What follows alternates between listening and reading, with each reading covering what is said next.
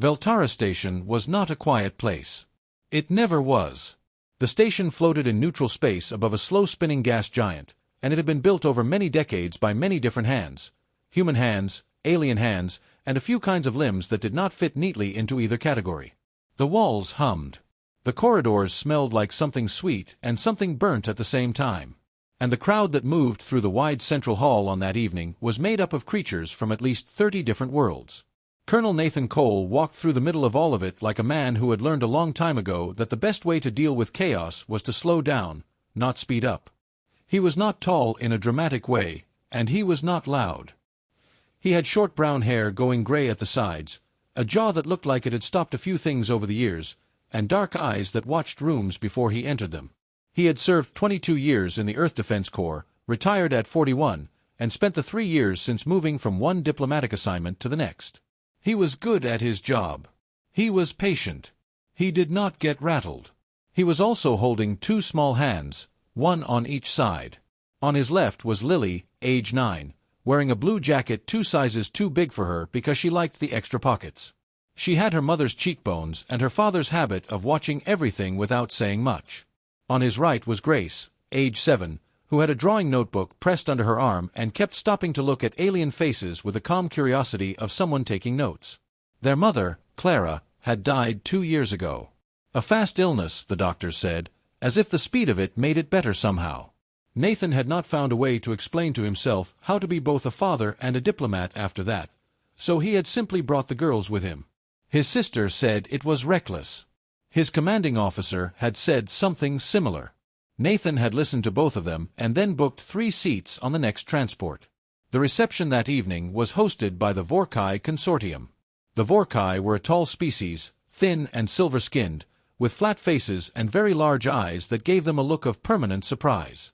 They were not surprised, usually. They were calculating. They had hosted dozens of these diplomatic receptions over the years, and they had made an art out of using social situations to test the people they intended to trade with. Nathan knew this. He had read every report he could find on the Vorkai before arriving. The hall itself was beautiful in a cold sort of way. High ceilings, pale light, long tables covered with food from a dozen worlds. Delegates moved in small groups, trading polite words in 3 or 4 different translation frequencies. Nathan stood near the edge of the room with the girls, letting them eat small violet-colored crackers from a tray while he watched the space. The elder Vorkai, a senior diplomat named Keish, who held the sort of stillness that came from a lifetime of saying very little and meaning all of it, drifted toward Nathan with a glass in one long hand. They exchanged greetings. They spoke briefly about the coming trade discussions. Then Keish tilted his flat head and said, with the faintest upward curl at the corner of his thin mouth, that he had heard humans placed great value on personal choice, on freedom of desire. Nathan said that was true, in a general sense. Keish gestured at the room slowly and said, "Pick any woman here. Any species. Any world. Show us that you are a man of confidence and appetite, and we will give you a seat tomorrow at the main council table." The nearest cluster of alien delegates glanced over. A few of them smiled in whatever way their faces allowed. It was a test. It was also a trap. Say yes and look like a fool. Say no and look weak. Either way, the Vorkai would have something to use. Nathan looked at the room. Then he looked down at his daughters, who were both staring up at him with wide, serious eyes. He looked back at Keish and said, calmly, that he would take some time to think about it. Keish inclined his head. The crowd went back to their conversations.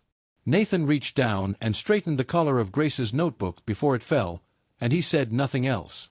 He was in no hurry. He had learned a long time ago that the people who rushed were usually the ones who lost. Lily had a system for new places. She would find a wall or a corner or a spot with a clear view of the whole room, and she would stand there for a while. Not because she was shy. Because she was watching. Their mother used to say Lily processed the world slowly on purpose, like she was tasting it before she decided what to do with it. Grace was different. Grace drew things. She had been drawing since she was 4 years old. Faces, rooms, creatures, whatever caught her eye, and her notebooks were filled with hundreds of small, careful sketches. She did not draw to show anyone. She drew because it was how she remembered.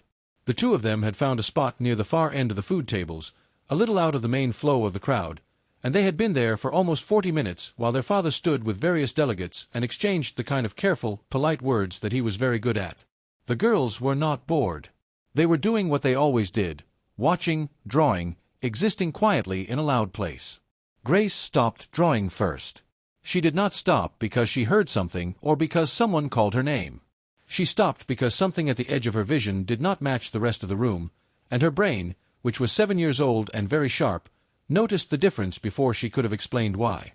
Across the hall, near the far wall where the pale light was thinner, a tall woman stood alone. She was not human. She was Kethery, a species Nathan had mentioned briefly on the transport when Grace had asked why some of the alien women they saw had so many fingers. Kethery had 6 fingers on each hand, amber skin the color of old honey, and eyes that shifted color depending on what they were feeling.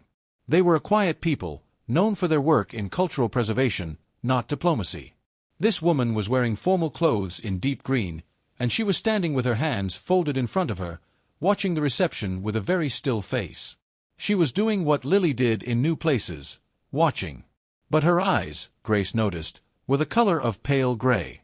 And in the time she had been watching, they had not changed. Grace put her pencil down. She tugged Lily's sleeve. Lily looked up, looked across the room, went very still in the way she went still when she was certain about something. Grace said quietly, "Daddy, that one." It was not loud. It was not dramatic. She was pointing the way a child points at something she wants to show you, not something she wants you to fix. Just look. That one. Nathan, who had developed over many years a very precise awareness of his daughter's voices, heard it across 8 feet of crowd noise. He turned. He looked at Grace. He looked at where Grace was pointing. He looked at the tall woman near the far wall with gray eyes and folded hands. And he froze. It was not the woman herself that stopped him. He had seen Kethery before. He had worked with dozens of alien species over the years, and he had long since stopped being startled by appearances. What stopped him was his daughter's faces. Both of them were looking at the woman across the room with an expression Nathan had not seen on either of their faces in 2 years. Not since Clara was alive. It was the expression they wore when they felt safe near someone. Open. Calm. Like they had recognized something without knowing what it was. Lily's hand found his. She did not say anything. She did not need to. Nathan looked at the woman again. Properly this time. Not as a delegate. Not as an entry in a diplomatic briefing. She was standing alone at a reception full of powerful people, and she was doing everything she could to take up as little space as possible. He knew what that looked like. He had done it himself, in the first months after Clara died. He stood there for a moment, looking at her, and he did not think about the wager or the council seat or what the Vorkai elder would say in the morning. He thought about his daughters, and he thought about the fact that in 2 years of traveling to strange places, they had never pointed at a stranger like that.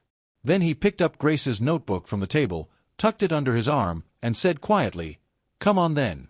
Both girls walked ahead of him. Her name was Sarah Vale, and she had been standing near that wall for exactly 2 hours and 14 minutes. She knew because she had a very precise internal sense of time, which the Kethery developed young and never lost. She had used it many times during long ceremonies on her homeworld, where patience was considered a form of respect. She had been using it tonight as a form of survival. The Vorkai Consortium had invited her as a cultural representative. Her world had produced a body of historical art and music that the Consortium had recently decided was commercially interesting, and they wanted someone present at these negotiations who could speak to its value. What they had not done was introduce her to anyone, show her to any particular seat, or speak to her since the reception began. She had arrived, been pointed toward the hall, and been left to manage herself. She was managing. She was doing it very carefully. When the 2 small humans appeared in front of her without warning, Sarah Vale's first thought was that she had somehow drifted too close to something she was not supposed to be near. Her second thought was that these were the smallest formal guests she had ever seen. Her third thought was that the shorter one was looking at her the way her own younger sister used to look at things she found genuinely interesting, which was direct, without any edge of judgment. The shorter one, Grace, asked if she liked the crackers on the table near the window. Sarah Vale, who had eaten 2 of them an hour ago because she did not know what else to do with her hands, said that they were all right. Grace nodded as if this confirmed something. Then she asked why Sarahvale was standing by herself. Sarahvale opened her mouth and closed it once. It was a fair question. She was not used to fair questions from strangers. She said, in careful translated standard, that she did not know many people here. The taller girl, Lily, looked at her for a long moment and then looked at the crowd and then back at her, and nodded slowly, as if she understood exactly what that meant. A moment later, the man arrived. He was tall for a human, and he moved with the kind of easy stillness that came from having spent a long time in rooms where making a wrong move had real consequences. He apologized for his daughters. He said they sometimes walked toward things before checking if they were welcome. Sarahvale said they were welcome. She said it before she had time to decide if she meant it, and then she realized that she did. The man's name was Nathan. He offered to get her a drink. She said yes mostly because she could not think of a reason to say no, and a reason to stay somewhere felt, at that moment, like something valuable. They stood near the wall together while the girls explored the nearby tables. Nathan asked her a few questions about her homeworld, and they were good questions, not the ones people usually asked, which were about distance and population and whether her world had joined any of the major trade agreements. He asked about the music. He asked what instruments the Ketheri considered the oldest. He listened when she answered. After a while, Grace came back and showed Sarahvale the notebook. It was full of small drawings, careful and exact, of faces and rooms and alien creatures from what looked like many different planets. Grace turned to a fresh page and began drawing Sarahvale's hands, specifically her 6 fingers, in the same focused, unpressured way she drew everything else. Sarahvale watched her and did not say anything. An hour passed this way. Then another. At some point, Lily drifted close and leaned against Sarahvale's side the way small, tired children lean against things without meaning to. Sarahvale felt the weight of it and went very still, the way you go still when something fragile is resting on you and you do not want to disturb it. She did not move for the rest of the reception. When the evening lights dimmed to signal the end of the formal event, Nathan gently lifted Lily, who had fallen asleep, and looked at Sarahvale with an expression she could not immediately read. He said, "I am glad my daughters walked over." Sarahvale looked at Grace, who was still drawing, and at Lily asleep on her father's shoulder, and said, "So am I." She meant it. She was not used to meaning things she said at diplomatic events. It was a strange and quiet and very good feeling. The Trade Council chamber was designed to make everyone feel equally small. This was intentional. The Vorkai had built the room with very high ceilings and low chairs, and the central table was wide enough that you had to project your voice slightly to be heard across it. Everything in the room's design said, "You are here at our invitation, and we can withdraw that invitation whenever we choose." Nathan had read about this room. He had sat in rooms like it before. He put his folder on the table, set his translated comms unit beside it, and waited. The Vorkai delegates arrived precisely on time, which was itself a message. Keish, the elder, sat at the head of the long curve and looked at Nathan with those wide, still eyes for a moment before speaking. He said that before the formal session began, he had a question. He said he hoped Nathan had enjoyed the reception the previous evening and had perhaps reached a decision regarding the small wager that had been proposed. The room was full. There were delegates from 6 other species present, and all of them had heard about the wager by now. These things traveled fast on stations like Veltara. Nathan folded his hands on the table and said yes, he had made a choice. Keish asked which woman he had selected. Nathan said that he had not selected anyone in the way the elder meant. He said that his daughters had walked across a crowded hall toward a person who had been treated by the evening's hosts as something decorative rather than something important, and that when his daughters did something like that, he had learned to pay attention. The room was quiet. Nathan continued.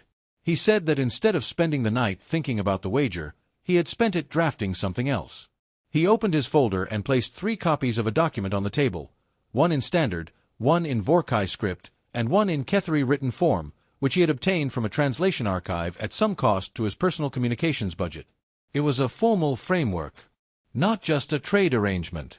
It was a proposal for full Ketheri representation in Vorkai-controlled neutral trade zones, including a seat at all cultural commerce discussions, the right to speak before any agreement involving Ketheri art or music was signed, and a defined process by which the Ketheri could lodge formal objections. He had done this in one night. At the far end of the table, in a chair that had been added that morning at Nathan's specific request, a chair that had not been there yesterday, in a seat that was not on the official list, Saravale sat and looked at the document in front of her. She read the first page. Then the second. Her eyes, which had been pale gray since the evening before, shifted slowly to a warm, deep amber. One of the other delegates said, in a low voice, that this was not on the formal agenda. Nathan said that he was aware of that. Keish picked up his copy of the document and read it in silence. The room waited. He was not a man who could be rushed, and no one tried. After a long time, Keish set the document down. He looked at Nathan. Then he looked at Saravale. Then he looked at the document again. Then he laughed. It was not a mocking laugh. It was not the laugh from the previous evening, the kind designed to put someone off balance. It was a real laugh, the kind that comes out when something genuinely surprises you, and Vorkai elders were not often genuinely surprised. He said, "Humans are profoundly strange." He said it with something close to warmth. Then he picked up a signing stylus and drew his mark at the bottom of the document. Two of the other delegates followed. Then a third. The framework passed before the formal session had technically begun. Nathan did not smile. He did not look satisfied or proud or any of the things people looked when they had won something. He just made a note in his folder and asked, in a calm voice, if they were ready to begin the rest of the day's agenda. Saravale looked at him across the wide table. She had been to many diplomatic events. She had watched many skilled people operate in rooms like this one. She had never seen anyone do what he had just done in quite the way he had done it. She turned to a fresh page in the small notebook she kept for professional meetings. She wrote one word, "Notice." Then she underlined it and paid attention for the rest of the day. The cafe on the lower ring of Veltara Station was small and a little crooked, built into a curve of the outer wall where the hull plating had settled unevenly over the years. The chairs did not quite match. The light was warm and yellowish. It sold 12 kinds of tea from 7 different worlds and a small selection of food items that were technically edible by any species with a carbon-based digestive system. It was the kind of place that no one visited on purpose the first time and then kept coming back to. Saravale arrived second.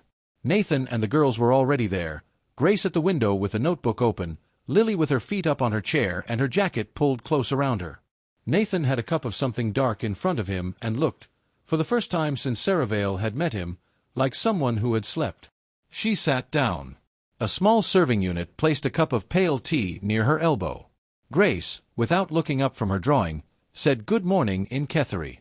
She said it carefully, with the correct tone, which was not easy to get right on the first attempt. Saravale looked at her. She asked where she had learned that. Grace pointed at her father. Saravale looked at Nathan, who said only that he had found an audio file in the translation archive the night before. He made it sound like a small thing. Saravale had worked with language archives before, and she knew how long a correct pronunciation took to learn even from a good file. She said, in Ketheri, that Grace's tone was quite good. Grace said thank you, also in Ketheri, and then went back to drawing. They ate breakfast. Lily taught Saravale the names of 3 things on the menu by pointing and saying them slowly, the way she had once explained Earth words to a younger cousin. Saravale taught them the Ketheri word for window, which was a single syllable that also meant opening when used in a different context. Grace wrote it down. Lily repeated it twice and got it right. After a while, when the tables around them had mostly emptied, Saravale asked Nathan a question she had been carrying since the night before. She asked if his daughters always did this. Just decided things. Just walked toward people. Nathan was quiet for a moment. He turned his cup slowly in his hands. He said their mother had been the same way. He said Clara had a way of walking into a room and identifying the one person who needed company and going to stand with them and making it feel like the most natural thing in the world. He said he had thought for a long time that it was reckless, that it invited trouble, that you could not simply trust your instincts about strangers in places like this. He paused. He said he did not think that anymore. Saravale did not say anything for a moment. Outside the window, a freight shuttle moved past slowly, its running lights blinking orange in the dark. She said she had been invited to the next round of Vorkai trade discussions, as a formal representative, if the framework from this morning moved forward to ratification. She said she did not know if she would go. She had never been good at these events. Nathan said he had filed the preliminary paperwork for the framework's ratification before the session ended. He said it would likely move through in 3 to 4 weeks. Saravale said, "You filed it already." He said, "This morning." She looked at him for a moment. She looked at Lily, who had fallen asleep again with her cheek against the window glass. She looked at Grace, who was drawing something new and was very focused on it. She said she would think about the next session. An hour later they walked together to the docking bay, because Saravale's transport was leaving before midday. The bay was loud with engines and cold with recycled air. Nathan had the girls' bags over one shoulder and his own case in his other hand. Saravale stopped at the gate. She said it had been an unexpected few days. Nathan said that was a reasonable way to put it. She was about to say something else when Grace reached up without asking and took her hand. Saravale looked down. Grace was not looking at her. She was watching a small cargo loader move across the bay floor, the way she watched anything mechanical, with complete attention. She was just holding the hand because it was there. Saravale held it back. They stood there until the gate announcement came through. Then Grace let go, picked up her notebook, and walked to stand beside her father. Saravale went through the gate. She did not look back, but she heard, very clearly, Lily's voice behind her saying, "I like her," and Grace's voice, certain and simple, saying, "Me too." On the transport, in a small seat near the window, Saravale opened her professional notebook to the page where she had written the word notice and underlined it. Below it, she wrote, "They already knew." Then she closed the notebook and watched the station grow small and then disappear behind the gas giant's curve. And in Lily's blue-jacketed notebook, in careful handwriting between a drawing of a Vorkai elder and a sketch of the Crooked Café, she had written one line before they boarded their own ship. "Met someone good today." Nathan read it over her shoulder on the boarding ramp. He did not say anything. He just put his hand on the top of her head for a moment, the way he did when words were not quite the right tool. Some things do not end. They just change shape and go on.